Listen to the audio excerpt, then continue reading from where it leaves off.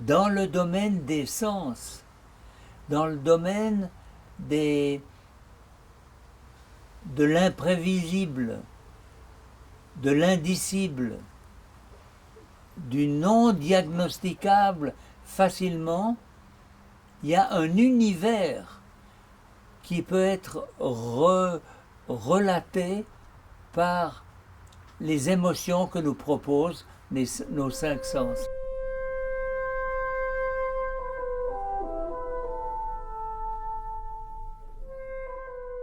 Le passeport sensoriel, qu'est-ce que c'est? C'est un coffret et à l'intérieur, il y a quelque chose de précieux. Passeport sensoriel, un petit livre dans lequel on va écrire. Mais comme il est un peu mystérieux, il y a le mode d'emploi pour voyager dans les sens. Un livre qui donne des idées sur comment remplir le passeport sensoriel. Il permet aussi de comprendre tout ce qui a été utile à l'élaboration de ce passeport. Pourquoi il a pris cette forme-là? La médecine, c'est un métier de Sherlock Holmes. Je veux savoir pourquoi le foie ne fonctionne pas, la vision est bloquée. Je veux savoir pour pouvoir. Mais il nous a fallu plusieurs années pour être de plus en plus sûrs, convaincus que du rôle des sens, des cinq sens, dans une nouvelle guidance de l'accompagnement du malade. Le passeport sensoriel nous invite à écrire quelques mots sur ce que nous aimons voir, entendre, goûter, sentir et toucher. En écrivant notre passeport sensoriel, nous réfléchissons sur nous-mêmes, nous comprenons mieux qui nous sommes et ce qui nous lie au monde. Nous ravivons des souvenirs liés à des expériences anciennes, parfois oubliées, et avons une nouvelle manière de voir notre histoire de vie. Si on interviewe une personne et dit c'est pas facile la vie, et puis c'est difficile, et puis on est seul, et puis on est stressé. Non! Qu'est-ce que tu aimes entendre? Qu'est-ce que tu aimes goûter? Qu'est-ce que des parfums de fleurs t'ont permis de prendre conscience que c'est le printemps?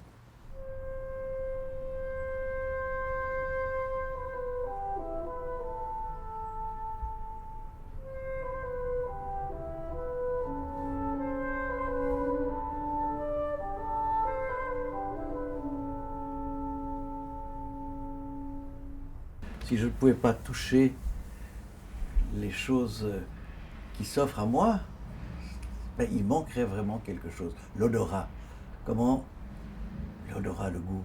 Une bonne cuisine, on oublie trop souvent lorsque l'on mange ou lorsque l'on boit un bon vin, à quel point nous sommes des êtres favorisés par la nature de pouvoir sentir ces choses-là.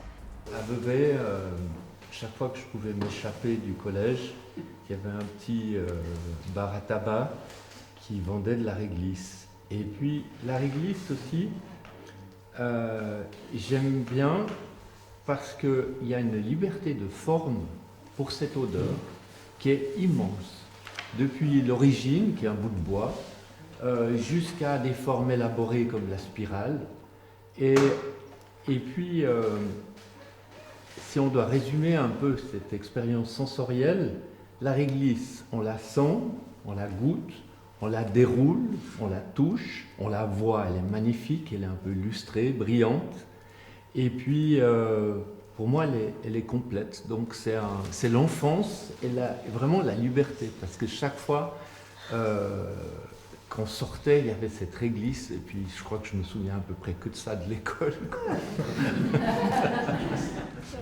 La force de ce passeport sensoriel, c'est de nous permettre de nous relier à nous-mêmes et souvent à des racines profondément enfouies, ancrées en nous et qui ne sont jamais très loin. On les croit disparues, elles émergent à la faveur justement d'un sens qu'on stimule, que ce soit une odeur, que ce soit un parfum, que ce soit un goût ou que ce soit une musique. Et souvent, ces racines plongent dans notre enfance.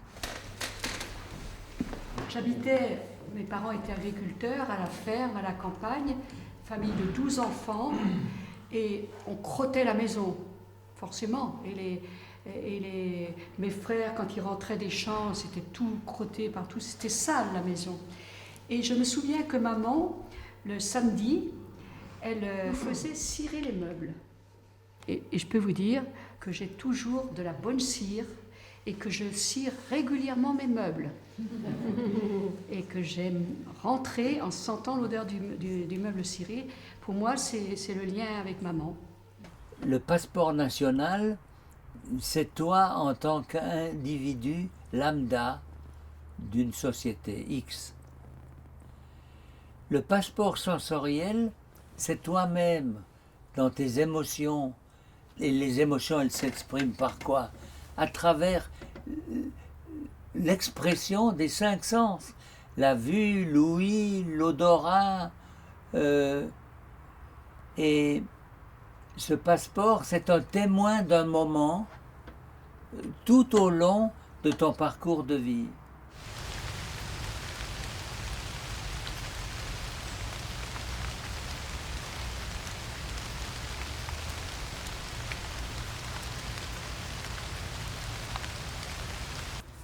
J'aime quand je sens l'odeur qui annonce la pluie.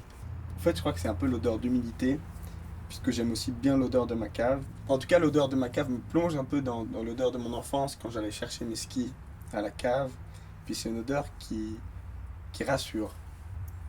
C'est vrai que tu revis un peu partiellement le moment en écrivant. Et le fait de l'écrire, ça m'a encore plus plongé dans Le souvenir. dans le souvenir.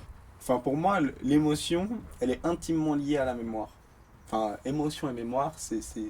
Les sens, ils sont là pour ancrer, comme tu écris. Tu vois, ancrer, c'est écrire avec de l'encre, ancrer, attacher. Oui, avec une encre, tu veux dire. Avec au une bateau, encre, ouais. oui.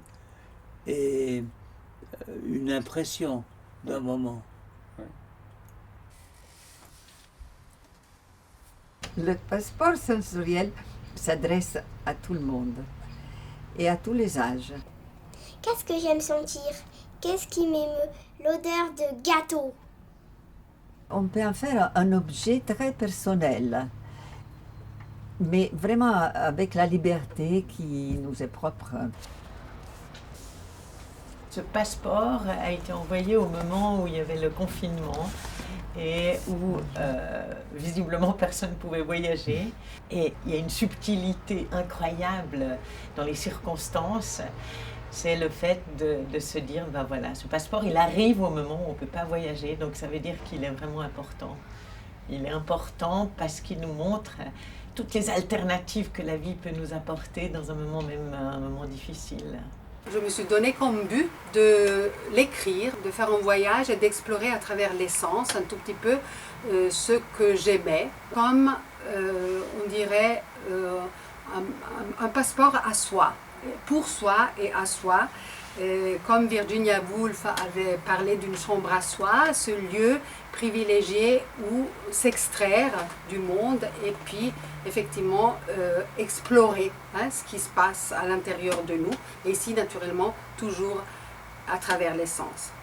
Si je me donne cette peine de réfléchir à ce que représente pour moi chaque sens, eh bien je pense que j'apprendrai à me connaître beaucoup mieux que par d'autres réflexions philosophiques. C'est tellement plus pratique, c'est tellement plus réel, on entre dans le concret.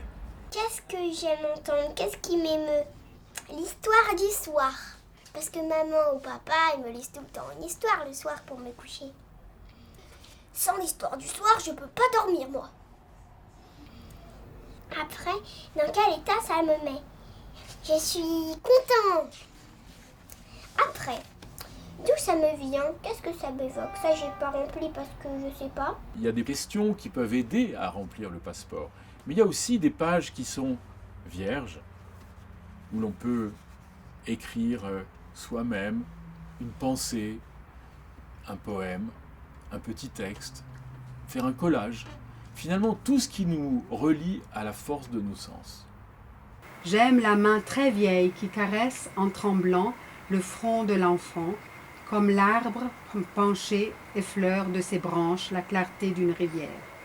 J'aime, chez les vieux, leur geste fragile et lent qui tient chaque instant de la vie comme une tasse de porcelaine, comme nous devrions faire nous aussi de chaque instant de la vie. Et en recevant le passeport sensoriel, je me suis dit oui, il faudrait le remplir maintenant, pendant que je peux encore exprimer ce que je ressens, pour que peut-être un jour pouvoir avoir quelqu'un qui me rappelle ce que je sentais et que ça réveille en moi des sentiments et des souvenirs très importants. Nous avons reçu une lettre d'une amie qui nous parle de l'expérience qu'elle a vécue avec sa maman. Le fait d'avoir lu le mode d'emploi pour voyager dans les sens m'a replongé dans la fin de vie de ma mère. Elle n'avait pas l'Alzheimer, mais le résultat était similaire. Un jour, mon fils est venu voir sa grand-mère et s'est mis au piano pour jouer une musique de Schubert qu'elle avait jouée dans sa jeunesse et qu'elle aimait beaucoup. Tout de suite, elle s'est levée, s'est mise au piano avec lui et a commencé à jouer aussi. Je suis d'accord avec vous que les sens sont très importants pour éveiller en nous nos mémoires de notre jeunesse jusqu'à nos jours d'aujourd'hui. Et toi, grand-papa, qu'est-ce que tu aimes voir? J'aime bien voir, par exemple, devant notre maison, on a en bordure de l'arbre tous ces arbres qui font une espèce d'écrin tranquillisant.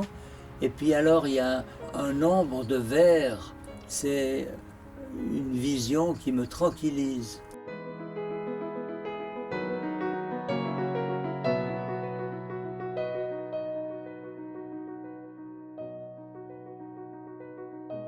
Nous vous souhaitons de très beaux voyages au pays des sens. Voyage avec vous-même ou en compagnie, à la découverte des plaisirs subtils, cachés, emmitouflés, sens dessus dessous. Prendre conscience de ses sens, c'est percevoir et découvrir sa sensibilité. Découvrir le sentir et le ressentir, c'est le début du « connais-toi toi-même » qui permet la communication et ouvre la porte au 6e sens qui est remplir le passeport sensoriel va vous donner un enrichissement pour vous-même et pour le dialogue avec l'autre comme vous n'aurez jamais imaginé.